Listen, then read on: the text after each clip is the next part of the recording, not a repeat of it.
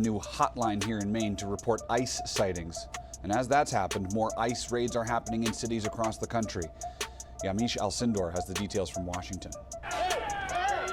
Federal agents in face coverings clashing with a group of people in Chicago's Little Village neighborhood. For 12 a.m. emergency classified briefing.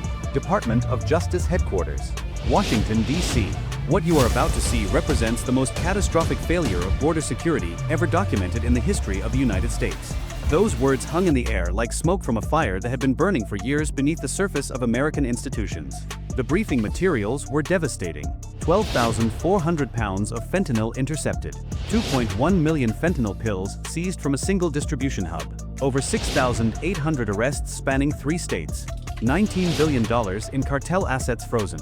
And buried within the encrypted files recovered from a fortified compound outside Tucson, federal investigators discovered something that would shake the foundations of American border security. The digital authorization codes of a man who had sworn to protect the southern frontier. A man who had instead transformed Arizona into the primary gateway for the deadliest drug epidemic in American history. His name was General Raymond Haskell, retired United States Army, current director of the Arizona Border Security Initiative, and the secret architect of a smuggling empire that stretched from the mountains of Sinaloa to the streets of Phoenix, Denver, Las Vegas, and beyond. What federal agents uncovered in the frozen hours before dawn would expose a conspiracy so vast, so methodical, and so deeply embedded within the institutions meant to protect American citizens that veteran investigators would later describe it as the closest the nation had ever come to losing its entire southwestern border to foreign criminal occupation. Stay with me, because what comes next is far worse. 3:47 a.m. Tucson, Arizona. The Sonoran Desert lay silent beneath a canopy of stars so bright they seemed almost artificial. Saguaro cacti stood like sentinels along the ridgelines, their arms raised toward a moon that cast silver light across the rocky terrain. The air was cold and dry, carrying the faint scent of creosote and dust. Somewhere in the distance, a coyote called to its pack. Otherwise, nothing moved. Then the desert came alive. Across 14 locations simultaneously, unmarked tactical vehicles emerged from concealed positions along dirt roads that didn't appear on any civilian maps. FBI hostage rescue team operators moved through arroyos and washes with the precision of men who had trained for this moment for months. DEA tactical units secured perimeter positions around compound walls that had been constructed to withstand police incursions for hours. ICE Homeland Security Investigations agents positioned explosive breaching charges at reinforced gates. SWAT teams from the Phoenix and Tucson field offices coordinated their movements through encrypted channels that had been specifically designed to prevent cartel interception. This was not a standard enforcement action. This was a military-scale assault on criminal infrastructure that had operated with impunity for nearly a decade. Operation Desert Serpent had been planned in absolute secrecy for 19 months. The task force operated from a secure facility in Virginia, trusting no one in Arizona law enforcement, no one in the Border Patrol hierarchy, no one who might have been compromised by the organization they were hunting. The primary target was a sprawling compound in the desert southwest of Tucson. Satellite imagery showed what appeared to be a legitimate agricultural operation: processing buildings, storage facilities, worker housing, irrigation equipment. But federal surveillance had documented something else entirely. At 3:48 a.m., the breach commander's voice cut through every operator's earpiece like a blade. All units execute. Weapons free. The explosion that tore through the compound's main gate sent shockwaves rolling across the desert floor. Reinforced steel designed to resist vehicle rams for 15 minutes failed in 3 seconds. The gate collapsed inward in a shower of sparks and twisted metal. Flashbang grenades arced through the breach, detonating with blinding phosphorus light that turned night into day. Federal agents poured through the opening. FBI, federal agents. Everyone down. Everyone on the ground now. The initial resistance was immediate and violent. Cartel security personnel opened fire from elevated positions along the compound walls. Muzzle flashes lit up the darkness. Rounds snapped through the air. Federal operators returned fire with disciplined precision, advancing through the chaos with shields raised and weapons shouldered. 3 cartel gunmen went down in the first 30 seconds. 2 more attempted to flee through a rear exit and were intercepted by a secondary team that had positioned itself precisely for this contingency. Within 4 minutes, the compound was secured. But what agents discovered inside would haunt them for years. The main processing building had been constructed with military-grade specifications. Reinforced concrete walls, filtered ventilation systems, temperature and humidity controls, industrial lighting, and row upon row of workstations where fentanyl was being pressed into pills designed to look exactly like legitimate pharmaceutical medications. The scale was industrial. Federal agents documented 847 pounds of raw fentanyl powder in sealed containers awaiting processing. They found 2.1 million fentanyl pills already pressed and packaged for distribution. They discovered 1,200 pounds of methamphetamine in crystal form. They recovered 340 pounds of heroin in brick format. In a secondary building, they found the money. Cash counting machines hummed beside tables covered with currency. Vacuum sealers. Shrink wrap. Stacks of $100 bills organized by serial number sequence to avoid detection during banking deposits. The preliminary count exceeded $47 million. But the most significant discovery sat in a climate-controlled server room at the center of the compound. Rack-mounted servers, encrypted hard drives, satellite communication equipment, and monitoring screens that displayed real-time feeds from cameras positioned along 73 miles of Arizona border. The cartels weren't just moving drugs through this corridor. They were watching every movement along the border in real time. They knew when Border Patrol shifted positions. They knew when sensors went offline for maintenance. They knew when surveillance drones were redirected to other sectors. They had built a military-grade intelligence operation on American soil, and someone with access to official government systems had been feeding them information. Across southern Arizona, 13 other simultaneous raids were producing equally devastating results. At a warehouse complex in Nogales, agents discovered a tunnel system that extended 847 feet beneath the international border. The tunnel was equipped with ventilation, lighting, a rail system for moving product, and a hydraulic lift concealed beneath the floor of what appeared to be a legitimate import business. Federal agents documented evidence that this single tunnel had moved an estimated 4,000 pounds of fentanyl and 2,800 pounds of methamphetamine into the United States over the previous 18 months. At a ranch property east of Douglas, they found weapons. Military-grade armaments that had no business being in civilian hands. Barrett 50 caliber sniper rifles, M4 carbines with suppressors, fragmentation grenades, rocket-propelled grenade launchers still in shipping crates, body armor rated to stop rifle rounds, night vision equipment that matched specifications used by Special Operations Forces. This was not a drug operation preparing to defend against law enforcement. This was an army preparing for something far more dangerous. At a luxury home in the Catalina foothills north of Tucson, agents arrested a man named Carlos Mendez Vega. Intelligence identified him as the regional coordinator for Sinaloa cartel operations throughout Arizona and New Mexico. In his personal safe, they found something that changed the entire trajectory of the investigation. A leather-bound ledger documenting payments to American officials. Names, dates, amounts, services rendered. And at the top of every page, a code designation that appeared nowhere else in cartel documentation. Comandante Norte, Northern Commander. The man who had turned Arizona's border into a controlled gateway for the most powerful criminal organization in the Western Hemisphere. By 8 a.m., as the desert sun began to burn away the morning cold, federal agents had executed warrants at 49 locations across southern Arizona.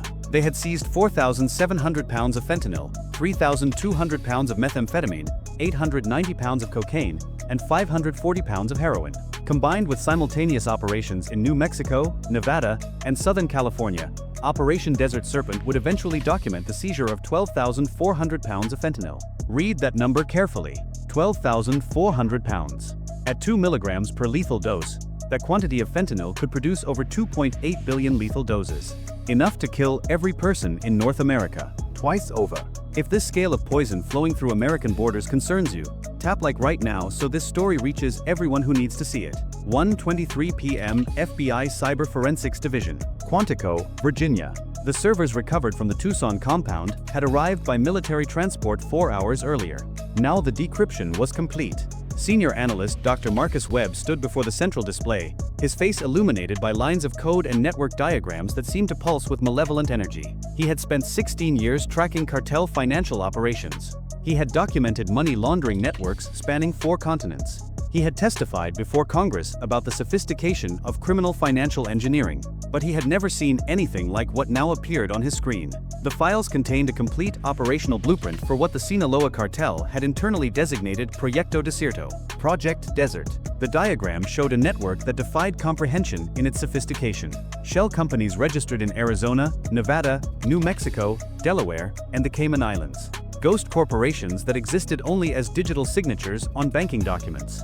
agricultural holding companies that controlled over 200,000 acres of land along the border corridor, trucking firms that moved legitimate produce during daylight hours and narcotics through the same routes at night, construction companies that had received over $340 million in government contracts to build border security infrastructure. The cartels had been paid by the American government to build the very barriers they had already figured out how to defeat. Money flowed through this network with terrifying efficiency. Cash collected in Phoenix appeared as legitimate agricultural revenue in Panama within 48 hours. Proceeds from methamphetamine sales in Las Vegas were converted to cryptocurrency, transferred through exchanges in Dubai and Singapore, then emerged as clean real estate investments in Scottsdale and San Diego. But Dr. Webb's attention was focused on something else entirely. At the center of every major operational decision sat a node designated Comandante Norte. Every significant shipment required authorization from this node. Every payment to corrupted officials flowed through accounts controlled by this node. Every strategic decision about tunnel construction, route selection, and enforcement avoidance originated from this node. When analysts traced the authentication protocols associated with Comandante Norte, they discovered something that made several of them physically step back from their workstations. The encryption keys had been generated using hardware tokens issued by the Department of Defense. The authentication signatures matched security protocols used by exactly one office, the Arizona Border Security Initiative, directed by retired General Raymond Haskell. Dr. Webb's voice was barely audible as he addressed the assembled task force leadership via secure video link. This is not corruption in the traditional sense. This is not bribery or influence peddling. What we are looking at is the systematic capture of American border security infrastructure by a foreign criminal organization. General Haskell hasn't been taking money from the cartels. He has been commanding their American operations for at least 8 years. The evidence was overwhelming and irrefutable. Communications recovered from the servers showed Haskell coordinating directly with Sinaloa cartel leadership regarding optimal timing for major shipments. He had provided advance warning of federal enforcement operations on at least 23 documented occasions. He had personally approved the locations for tunnel construction based on his knowledge of sensor placement and patrol patterns. He had approved the murder of at least 4 confidential informants whose identities he had obtained through his official position. He had transformed the Arizona border into a controlled gateway that operated on a schedule he personally managed, not through neglect or incompetence, through calculated, methodical design. The files revealed something even more disturbing. General Haskell had been working simultaneously with both the Sinaloa cartel and the CJNG cartel, 2 organizations that were engaged in a brutal war everywhere else. Under his coordination, they had agreed to share the Arizona corridor. Sinaloa controlled drug smuggling operations. CJNG controlled human trafficking and migrant smuggling routes. Both organizations paid tribute to Haskell's network. Both received advance warning of enforcement actions. Both had access to the surveillance infrastructure that allowed them to monitor border patrol movements in real time. The general had brokered a criminal alliance on American soil. He had made Arizona the neutral gateway where rival cartels cooperated to flood the United States with poison and exploit desperate migrants seeking a better life. Files labeled Expansion Protocol described the next phase of his plan, a systematic effort to replicate the Arizona model across the entire southern border. Texas, New Mexico, California. Using corrupted officials at every level. State legislators who would oppose enhanced enforcement. County sheriffs who would redirect patrol resources away from known smuggling corridors. Judges who would dismiss cases on technicalities. Immigration officials who would remove names from deportation lists. The cartels were planning to turn the entire American Southwest into a permanent distribution corridor, protected by corrupted institutions, serviced by compromised law enforcement, and operating beyond the reach of federal intervention. This was not criminal activity in any conventional sense. This was an invasion conducted through institutional capture rather than military force. Dr. Webb's final assessment would echo through the halls of American intelligence agencies for years. We are not fighting smugglers. We are fighting an occupation force that has learned to wear American uniforms. 4 a.m. April 3rd, Joint Task Force Command Center. Undisclosed location. The command center hummed with tension as dozens of screens displayed real-time tactical feeds from across the American Southwest. At the center of the room, a massive digital map showed Arizona, New Mexico, Nevada, and Southern California covered with pulsing red markers. Each marker represented a confirmed asset connected to General Haskell's network. There were 1,247 of them. Warehouses in 11 states. Safe houses in 31 cities. Financial institutions in 9 countries. Real estate holdings worth an estimated $8 billion. Transportation assets including 487 commercial trucks, 73 private aircraft, and 22 vessels operating along the Pacific coast. The task force commander, a 24-year DEA veteran named Deputy Administrator Victoria Santos, stood before the assembled leadership of 9 federal agencies. Her briefing was direct and unflinching. What we are about to execute is the most significant coordinated border enforcement operation ever conducted on American soil. Operation Desert Serpent Phase 2 will involve 6,200 federal agents conducting simultaneous operations in 14 states. We have air support from 18 Black Hawk helicopters, 6 fixed-wing surveillance aircraft, and 2 Predator drones providing real-time battlefield awareness. The Coast Guard has positioned cutters at 12 Pacific port facilities. U.S. Navy vessels are monitoring shipping lanes for cartel maritime assets. B-52 bombers from Barksdale Air Force Base are conducting deterrence flights along the border corridor. F-15 fighter jets are providing air superiority coverage to ensure no cartel aircraft attempt to flee American airspace. She paused, her eyes scanning the faces of the men and women who would execute this operation. Our primary objective is the arrest of General Raymond Haskell and the complete dismantlement of the infrastructure he has built for the Sinaloa and CJNG cartels. We will seize every asset. We will arrest every participant. We will close every tunnel. We will shut down every corridor. We will burn this network to ashes. At 5 a.m., the operation launched. In Scottsdale, FBI HRT operators breached the security perimeter of General Haskell's private residence in a gated community that catered to retired military officers and defense contractors. The general was taken into custody in his study, surrounded by military memorabilia and photographs showing him shaking hands with presidents and generals who had trusted him with the security of the nation. His personal safe contained $4.7 million in cash, 7 encrypted satellite phones, and a ledger documenting payments received from cartel representatives dating back 11 years. Across Arizona, SWAT teams hit 63 additional targets. A massive drug superlab concealed beneath a legitimate pharmaceutical distribution center in Phoenix was secured after a firefight that left 5 cartel security personnel dead and 2 federal agents wounded. A human trafficking transit facility in Yuma was raided, resulting in the liberation of 87 individuals who had been held in conditions that federal agents would later describe as resembling a concentration camp. Many had been held for ransom. Some had been sold to labor traffickers. Others had been destined for the sex trade. A network of tunnels connecting properties in Nogales to distribution hubs throughout southern Arizona was discovered and destroyed. The tunnel system stretched over 7 miles in total, representing an engineering achievement that had cost the cartels an estimated $47 million to construct. In Las Vegas, federal agents arrested 23 individuals connected to Haskell's money laundering operations, including a casino executive who had been processing over $12 million per month in drug proceeds through his establishment's cash handling systems.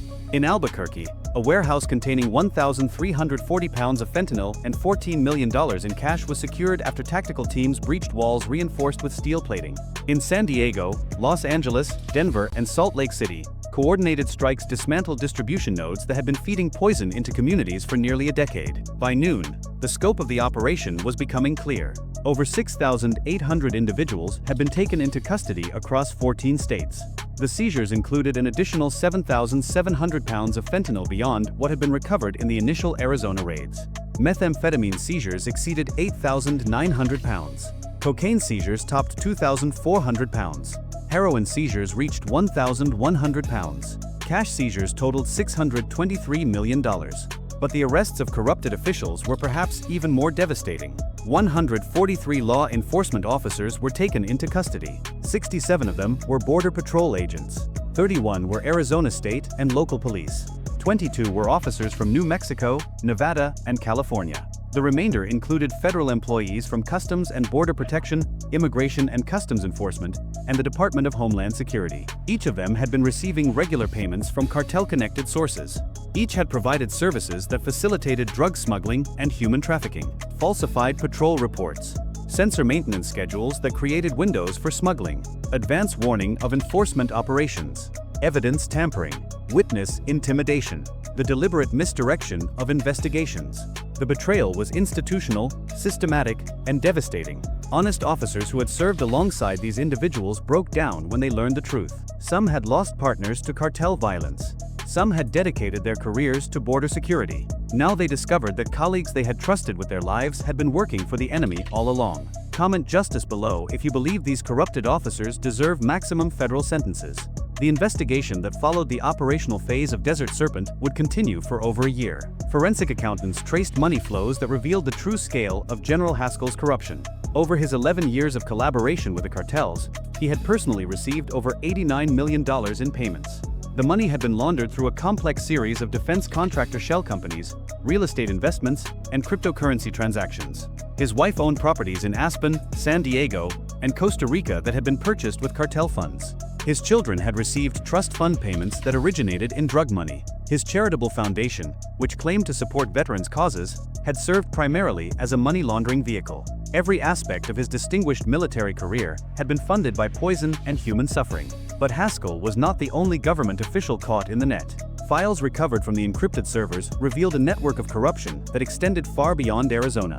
State legislators in New Mexico and Nevada had been receiving payments to oppose legislation that would have strengthened border enforcement. A federal judge in the District of Arizona had been dismissing immigration cases and drug charges on procedural technicalities in exchange for monthly payments of $75,000. Border Patrol supervisors had been manipulating patrol schedules to create corridors for smuggling. Customs inspectors had been waving through vehicles they knew contained narcotics. Immigration officials had been removing names from deportation lists and approving asylum claims for individuals with documented cartel connections. The cartels had not merely corrupted individual officials. They had captured entire institutions. They had built a parallel enforcement system that operated within the legitimate government, using American resources and American authority to protect criminal operations. Investigators documented how the recruitment worked. Cartel intelligence officers identified officials with vulnerabilities, financial problems, family crises, gambling addictions, medical expenses. They approached with seemingly innocent offers of assistance, a loan that never needed to be repaid, a gift to help with a child's college tuition, a payment to cover unexpected expenses. Once an official accepted that first payment, the trap closed forever. The cartels owned them. One anonymous tip would destroy everything they had worked for, so they kept taking the money, and the fentanyl kept flowing, and the migrants kept dying in the desert, and the human trafficking continued. A Border Patrol sector chief had been on cartel payroll for 9 years. He had manipulated sensor networks to create blind spots that allowed major shipments to cross undetected. He had provided information about confidential informants, 7 of whom were later found murdered in Mexico. He had deliberately understaffed checkpoints on nights when cartel convoys were scheduled to move. His total compensation from the cartels exceeded $3.2 million. He had purchased a ranch in Montana, a vacation home in Hawaii, and put his 3 children through private schools and elite universities. His wife believed he had made successful investments. Now he faced life in federal prison without possibility of parole. Type protect below if you believe American communities deserve protection from this level of institutional betrayal. 8 months after Operation Desert Serpent concluded, the Department of Justice released a comprehensive assessment of its impact. The numbers represented the most successful counter-cartel border operation in American history. 6,847 arrests across 14 states. 12,400 pounds of fentanyl seized, representing over 2.8 billion potential lethal doses. 8,900 pounds of methamphetamine. 2,400 pounds of cocaine. 1,100 pounds of heroin. Cash seizures totaled $623 million. Cryptocurrency assets worth $187 million were frozen.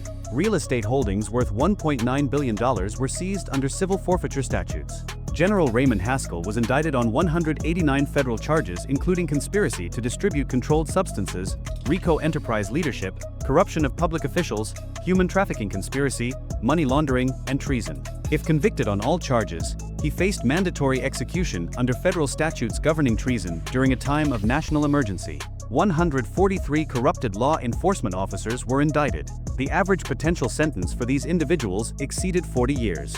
But perhaps most significantly, the operation disrupted cartel smuggling networks so severely that wholesale fentanyl prices in the American Southwest increased by over 500% in the months following the raids. Street-level availability dropped dramatically. Overdose deaths in Phoenix, Tucson, Las Vegas, Albuquerque, and Denver declined by 31% compared to the same period in the previous year. Human trafficking through the Arizona corridor dropped by an estimated 67%. Migrant deaths in the desert decreased substantially as smuggling organizations lost the infrastructure that had allowed them to move people through the most dangerous terrain. Lives were being saved because the pipeline had been severed. But investigators understood this was not a permanent victory. The Sinaloa and CJNG cartels had survived devastating operations before. They had survived the arrests of founding kingpins. They had survived military campaigns by the Mexican government. They had survived internal wars that killed tens of thousands. They would adapt. They would rebuild. They would find new corrupt officials to purchase, new routes to exploit, new weaknesses in American institutions to penetrate. The question facing American law enforcement was whether the pressure could be sustained, whether the political will existed to continue the fight, whether Americans understood that this was not merely a drug problem or an immigration problem. It was a war being waged against the American people by foreign criminal organizations using corruption as their primary weapon. The fentanyl seized during Operation Desert Serpent would have killed more Americans than every foreign attack in the nation's history combined. The corruption uncovered represented a more successful penetration of American government than any hostile intelligence service had ever achieved. And it had happened in plain sight. 4 years. Because people chose not to see. Because silence was easier than confrontation. Because ambition was more seductive than integrity. Because a decorated general discovered that betraying his country was more profitable than defending it. This story is not about drugs. It is about what happens when the institutions meant to protect us are captured by those who wish to harm us. When the badges meant to represent justice become tools of exploitation. When the uniforms meant to inspire trust become disguises for treason. The communities devastated by this poison are still recovering. Families who lost children to fentanyl are still grieving. The migrants who died in the desert because smugglers were operating with impunity are still being mourned. The neighborhoods that lived under cartel influence for years are still healing. But they are healing because someone finally chose to fight. If you are still watching, share this story so others understand what nearly happened to American border security. Comment expose if you want this level of corruption dragged into the light and held accountable. This is a reminder that the story you have just heard is entirely fictional, a dramatization inspired by real challenges facing American communities and institutions. But the threat is real, and the fight continues.